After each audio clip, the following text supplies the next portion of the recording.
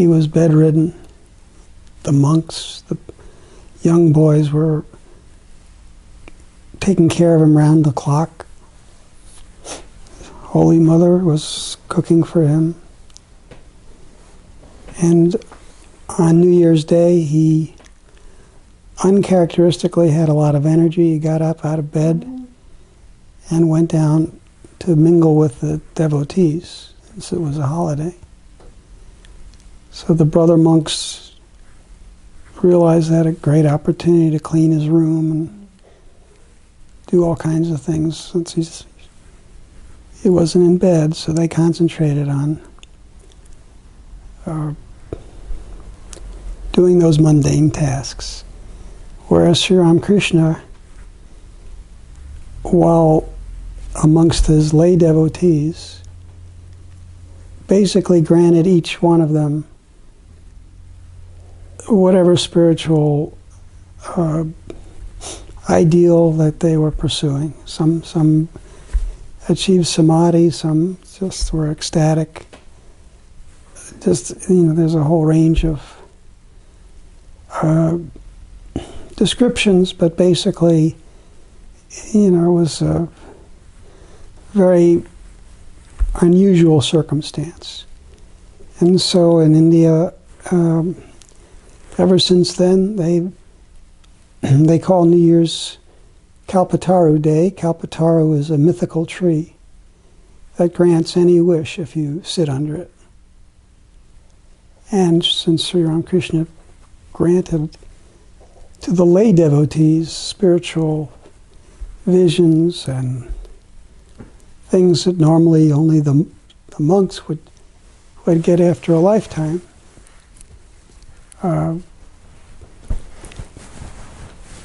it was a significant day. And in India today, I'm sure there's 100,000 or more people at Bellarmine and at Kasipur, which is where it was a garden house where they were taking care of him, who are celebrating and coming to hopefully get their wishes fulfilled.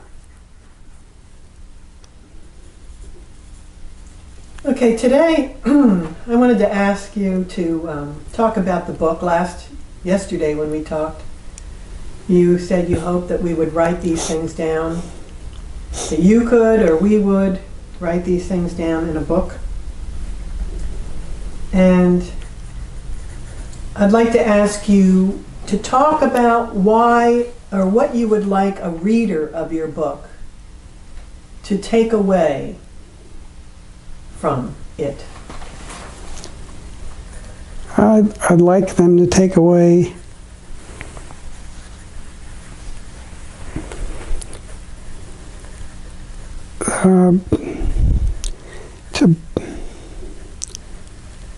to challenge this notion that there is a dichotomy between modern science and true mystical spiritual life.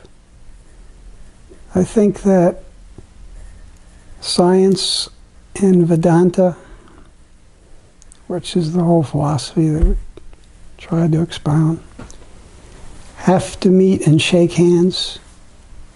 They both have something to offer each other. But more importantly, I'm for the little guy. I think that people are entitled to know what science is really saying about the nature of reality, that it actually does have meaning, that we're not necessarily little specks on a distant part of the galaxy that's cold and unfeeling, but that there's a mystery and a challenge that still stands in front of us. And I think that we are missing the opportunity that the physics is suggesting, because we insist on clinging to a common sense view of what reality is. And it's at our peril.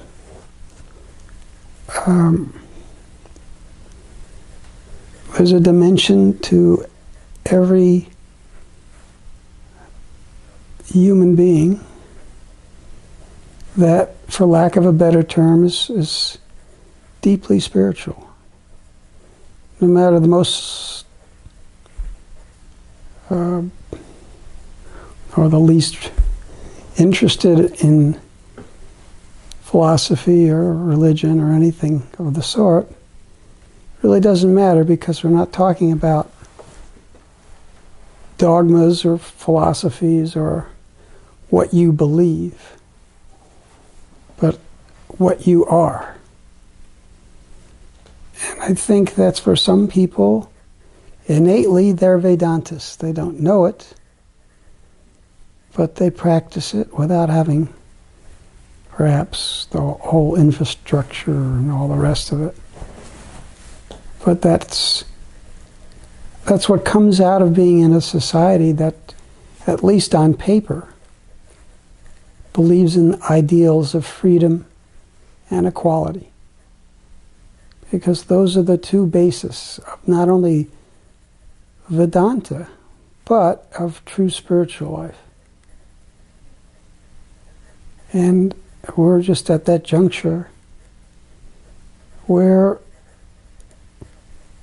if you're a scientist, this is a challenge. You don't want to go there. You want to stay within the bounds of what's considered consensus, mainstream, whatever. And yet, in order to maintain this facade, you get some of the wackiest proposals about what reality is, rather than the simplest, which is what's been handed down for thousands and thousands of years.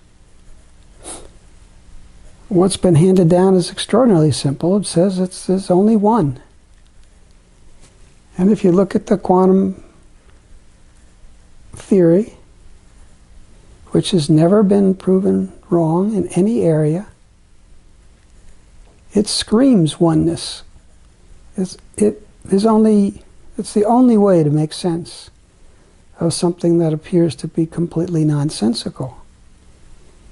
The science is right, the equations are right, the experiments show it, but we still won't digest it.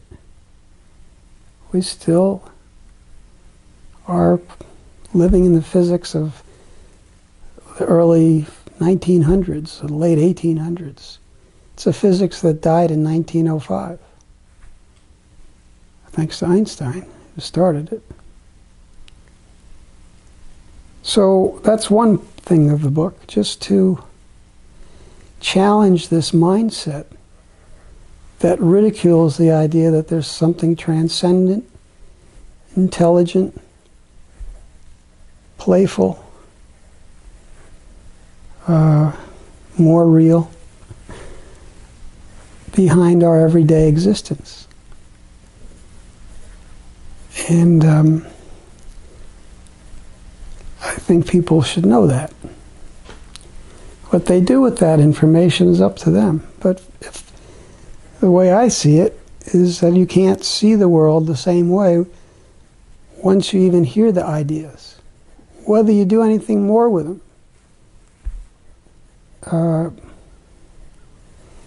It gives another set of tools to make sense out of a world right now that is out of control as far as the proliferation of technology. Very few people understand technology. Fewer still, I think, are able to have this broad-minded view. But it's not necessary. This is just my way of going at this. I suspect there's a lot of people in this country and in the West who might find these ideas very beneficial. then, if you actually buy into this concept, if you really believe that consciousness cannot just be the byproduct of atoms and particles interacting, or biochemistry in the brain, and you want to know what's going on, and you're willing to concede that all of what we call science is based on observation. But we don't know who the observer is. We don't know anything about the subject, consciousness, which has revealed all these laws, all this incredible information about how this universe is put together.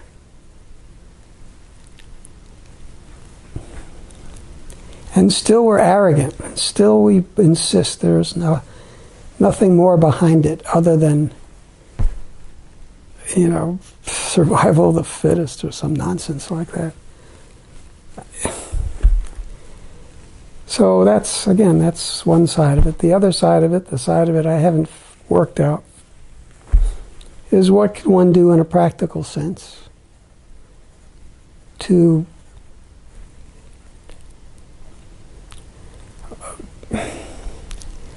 gain greater insight into the nature of the truth. Do it in a way that's not encumbered by superstition, mythology, and yet still maintains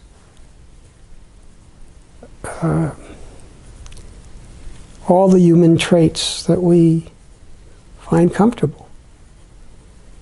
And the Indian idea was to take any human relationship and just slightly change its focus to make it a discipline to realize the truth. That's what we need to do. Can you talk more about that? Well, in the West, certainly after Christianity became associated with the state and monotheism became the law of the land, basically the West only gave you one way of approaching God or ultimate truth or whatever.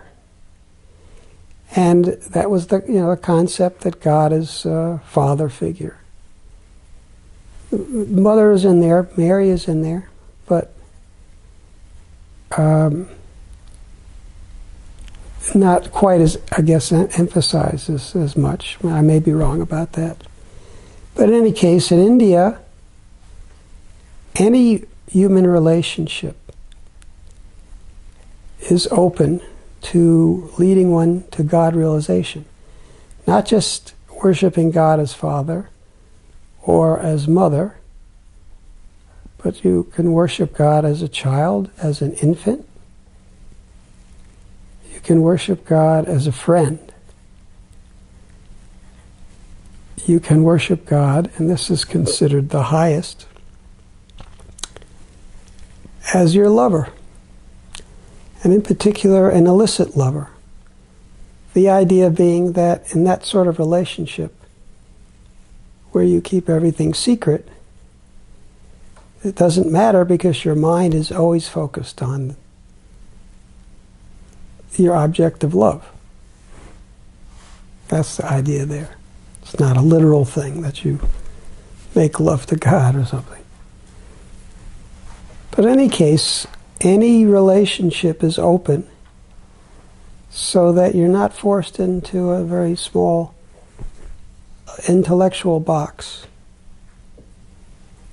And that's what I think where we are right now. We need other concepts, other frameworks, other things that will allow us to approach the ineffable, the transcendent. And I don't think the ancients were wrong. I think they were right. The smartest approach is to work with what we know. human relationships. We don't, even though intellectually I think this world is not what it appears to be, you can still use it to transcend the vision you have, or the misperception that we're making. And that would be a very normal and natural way of dealing with this. And again, that's one of the reasons I'm not so fond of Buddhism, because I find it very inhuman, so to speak. Does that make any sense? Yeah. Can you can you give some examples then from Indian culture where someone has done this, so that we can better understand, like treating an infant or treating a lover or treating a husband or in that way? Judy, there are countless examples. I can't give them to you. I've spent a lifetime researching this. It's all there, modern and ancient. One of Sri Ramakrishna's disciples only worshipped baby Gopala, which is Krishna, as an infant. And she realized God. People saw it. She knew nothing else. Her baby was it. The whole mythology of Krishna later, with his relationship with Radha, who was the head milkmaid or whatever, which was an illicit relationship, so to speak. And yet all of the milkmaids were having, a relationship, whatever that meant. That's a whole tradition right there. Krishna's friend, of course, that's the Bhagavad Gita. That's the relationship between Arjuna and Krishna. Closest friend. So, there's countless examples, and I don't have them at my fingertips. Do you see any similarities with the role of saints, for example? These are supposedly people who lived holy lives, and some of them are women, and some are men, and some are martyrs, and some are popes, and some are kings, and some are peasants, and Christians and Catholics pay homage to these.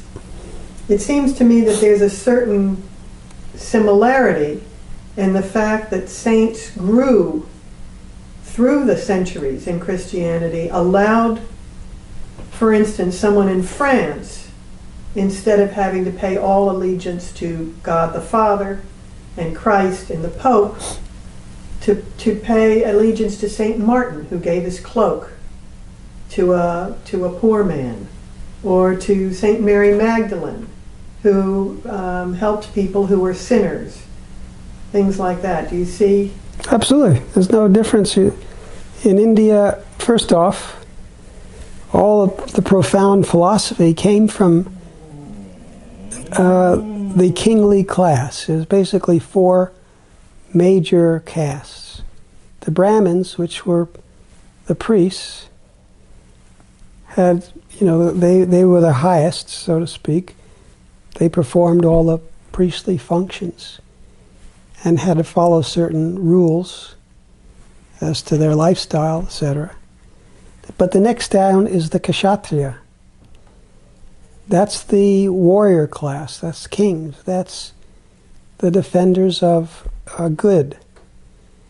And, like I said, the Bhagavad Gita, that's all about, brothers who had a kingdom and they lost it gambling. And they have to fight to get it back. But if you look, much of the most profound spiritual insights came from kings and leaders. Ram, another incarnation, was a king.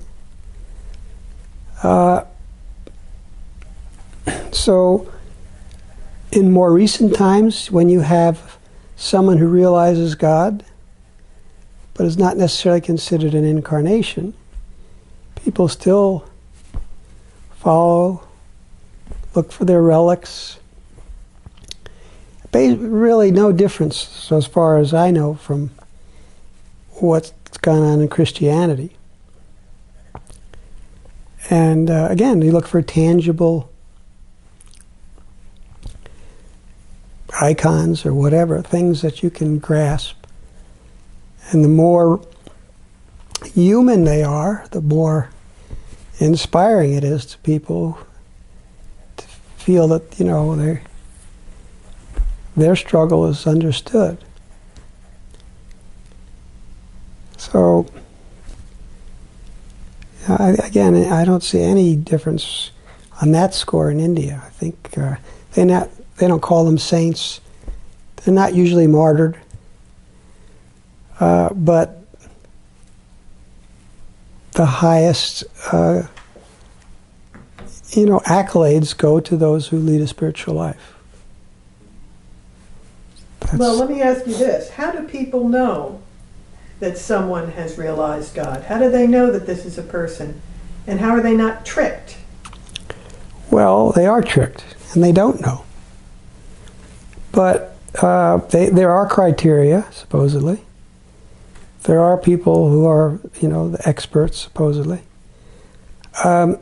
India has the distinction, as far as I know, of being the only place where they acknowledge God incarnates regularly.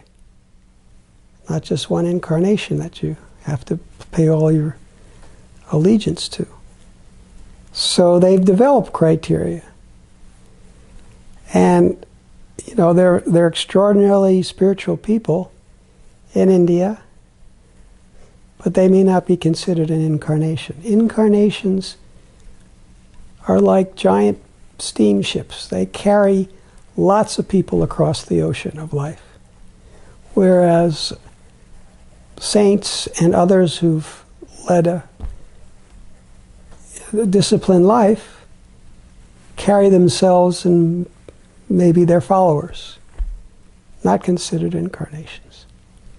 Incarnations make an impact. Christ was certainly an incarnation. He made a tremendous impact. That's one of the criteria. Now, whether they can be recognized when they're alive, that's always controversial. That was a controversy with Sri Ramakrishna when some of his disciples started saying that he was God. He never said it.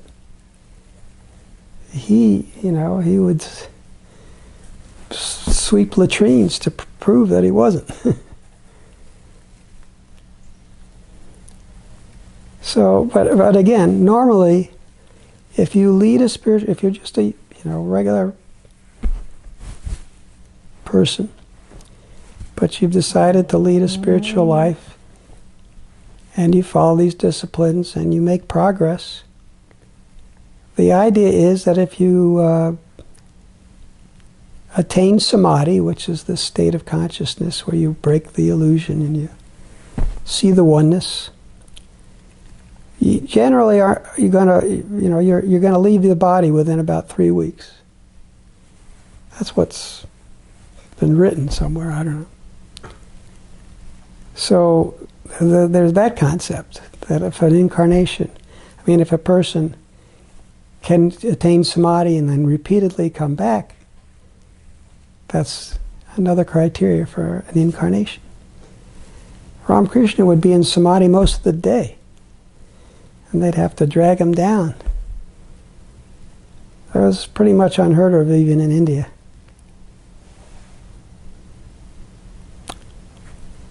Who was the incarnation previous to Sri Ramakrishna who's recognized? Well, in Bengal, it's probably Sri Chaitanya. I think he was in the 1500s. I'm not sure if that's a universally agreed upon, But generally, I've seen him referred to as an incarnation. And he certainly influenced all of Bengali spiritual approaches after. But basically, the incarnations in India that aren't disputed are Ram, who's king, Krishna, Buddha,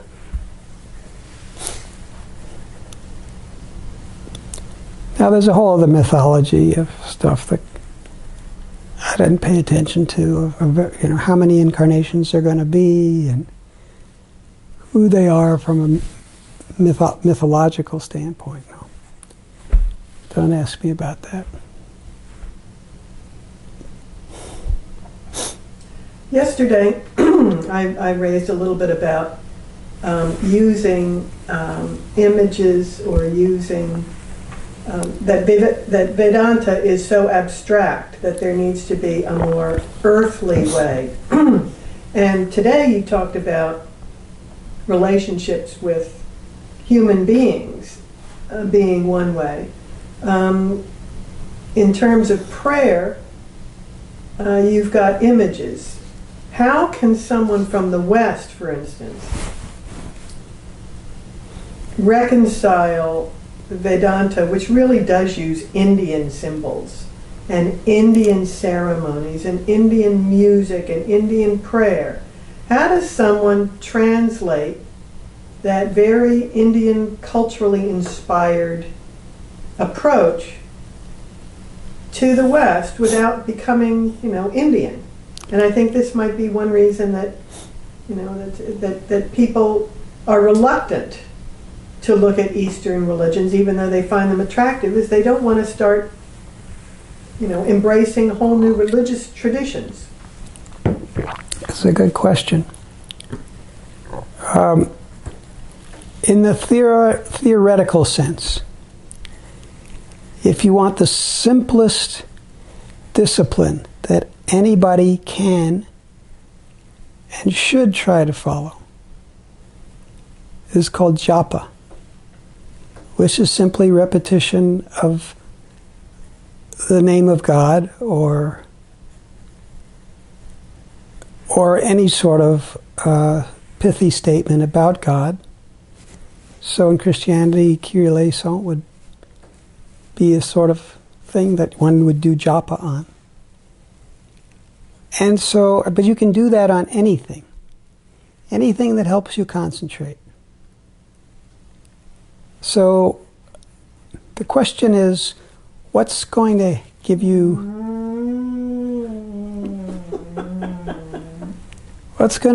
the most bang for the buck? Well, that's your chosen ideal. That's who you want to concentrate all of your energy on, assuming that you approach God as a personality. And so I think the problem is that people want a proven system. So they want a mantra from a guru. That's all a guru is they're not. If they give you the name, that's called initiation.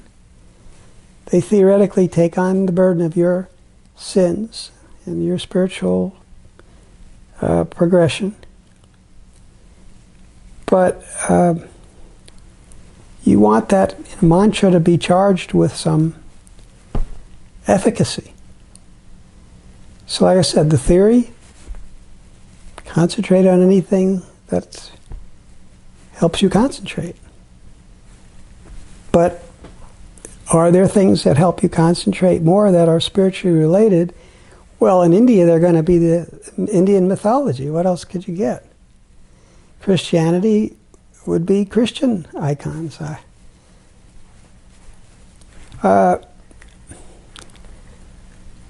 I just go by what Vivekananda says, which is, in theory, you don't have to have all that. But having said that, he got in a lot of trouble because that goes against the orthodoxy.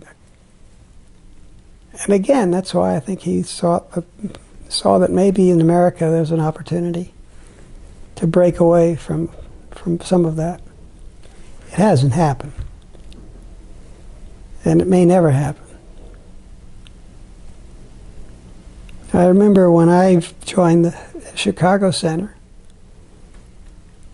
and again, I was just on my own, basically, reading complete works of Vivekananda or the Gospel or whatever. And so I went to Bhashananda and I said, I suppose my chosen ideal should be Christ because I'm a Westerner and he is an incarnation. And he looked at me and said, no. Sri Ramakrishna. He's for you. And if he hadn't said that, I would not have even looked twice. But why did he say that? Well, why is there a movement? Because people believe that he's the latest incarnation, so he brings the most spiritual energy. And why fight it? You're here to succeed. So that's how you get new movements. It's a new energy, new viewpoints, whatever. Why is Sri Ramakrishna considered an incarnation, but not Vivekananda? Because Vivekananda is really the most modern. I mean, Sri Ramakrishna, being in 19th century India, is really in a different era, in a different world. How is he modern? See, that's the problem, Jude. Spiritual reality is not modern. It's eternal. Yes, but why was Bhashananda saying that you should... That's why. True spiritual life takes you to something that's eternal. Outside of time. Not modern or ancient. Actually something that's pretty damn scary. Because we don't know what eternal means. We think of it as like infinite time. It's not that at all. Vivekananda came to translate this obscure philosophy into something that was digestible for modern thinking. But that does not change what the reality is. Sri Ramakrishna was the incarnation who saw and exemplified all the totality of spiritual life. Vivekananda wasn't that. He was a brilliant man, certainly highly elevated, achieved samadhi on several occasions, but if you ask him, he would tell you what the gulf is between him and Sri Ramakrishna and Holy Mother is. He's nowhere on their plane. In a way, it kind of reminds me of St. Paul. St. Paul with Christ, telling the story and interpreting the Jewish story, both for the Jews, but in particular to the Gentiles, explaining how Christ's message was a message to all. And I've never really cared for St. Paul myself. He seems too doctrinaire. But in a way, he was making Jesus' Jewish message something that the classical antiquity, the non-Jewish world, could understand and embrace. Yeah. That's what Vivekananda was doing.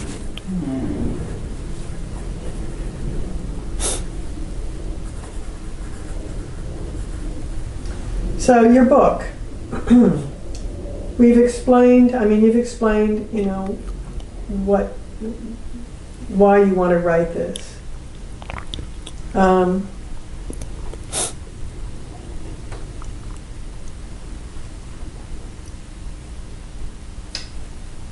Who's your audience? Me.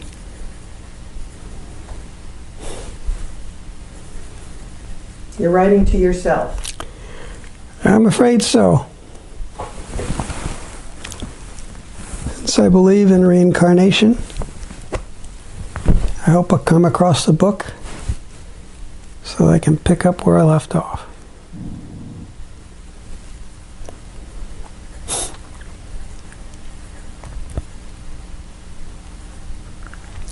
I do suspect that quite a few people will find it of interest, but I'm not writing with them directly in mind. They're secondarily in mind, certainly. And I'd hope that they would find it of some interest. It's like me writing my guide on nutrition. May not agree with my conclusions, but certainly a whole lot of things to consider in there.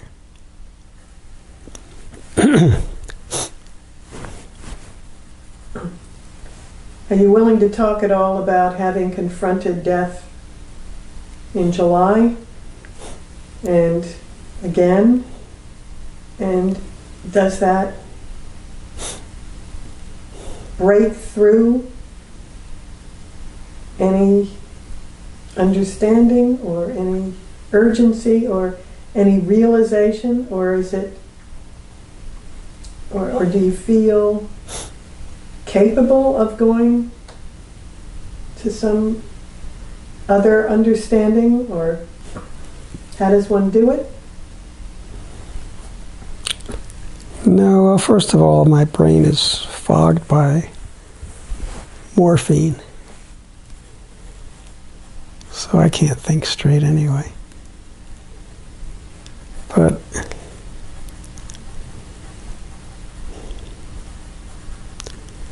you know, this roller coaster gets tiring. If this is it, I'm ready. I can't fight it. I know everybody says you got to be positive and all this stuff.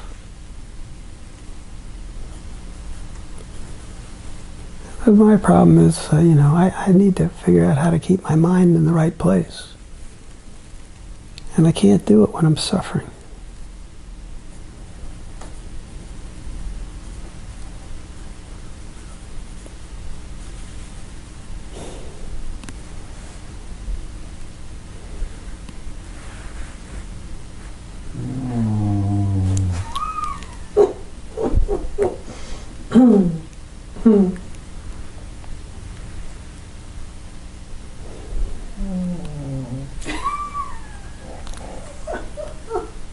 The dogs speak. Yes, they do.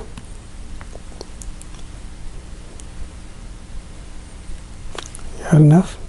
Yeah, I think so. I don't really have any